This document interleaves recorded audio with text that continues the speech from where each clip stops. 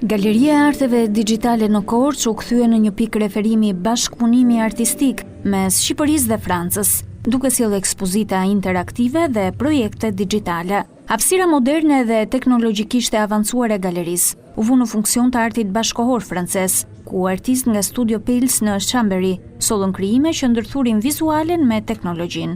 Videoprojektime në mure, shumë element interaktiv, e transformuan galerinë në një botë virtuale arti dhe ndjesish.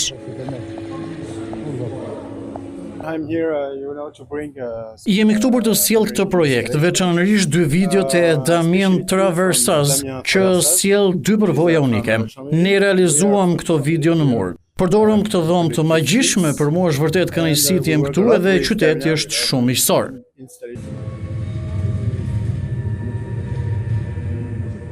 Ky bashkëpunim në kuadër të javës së kulturës franceze nuk solli vetëm prezantim të teknologjisë artistike franceze, por edhe një frymëzim për të ardhmen e artit digital në Shqipëri.